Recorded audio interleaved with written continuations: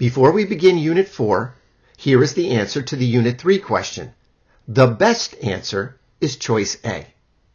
Our current way of life is not sustainable. Although humans are degrading the environment, we certainly have the technology and capability of regenerating much of the damage we have caused. The question is whether we are willing to make that sacrifice.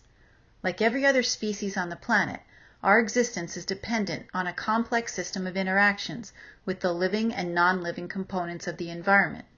Technology has enabled our species to far exceed its naturally intended population or carrying capacity, creating a host of ecological disruptions and environmental issues. Unit 4, The Path to Sustainability. With the myriad of environmental crises we face, logic dictates that our way of life must change in order for us to become a sustainable society. For decades, environmental professionals have attempted to redirect the mindset of today's leaders, who continue to base their decisions on corporate bottom lines, economic growth, and compliance with expectations and societal standards.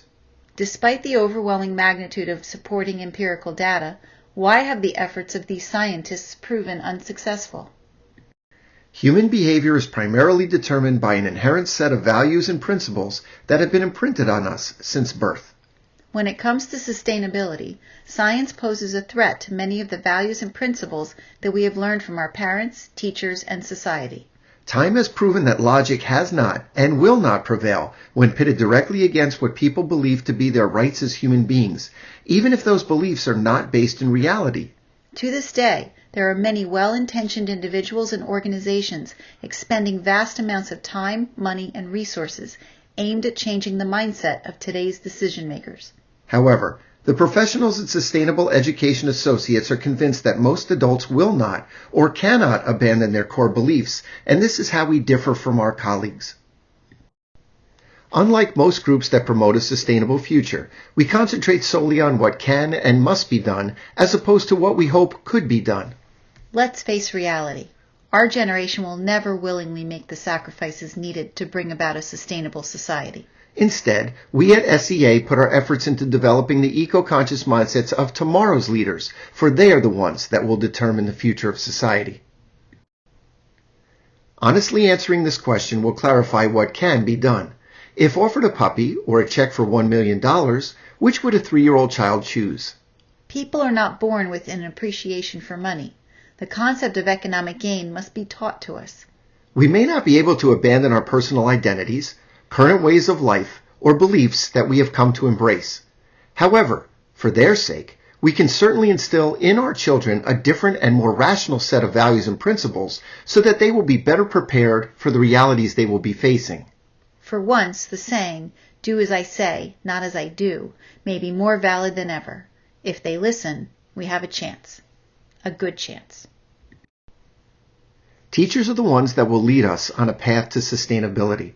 They have the power to instill eco-conscious values and principles in our children. The education for the next generation must establish an eco-literate citizen base capable of combating the crises it will inherit. Corporate bottom lines and economic growth may still be considered important goals. However, expectations and societal standards will now demand that the leaders of tomorrow ultimately base their decisions on a set of values and principles that holds the well-being of society and the health of our planet paramount. Our limitations do not have to be theirs. A transition to a sustainability-conscious society may take years, but it is certainly an achievable goal.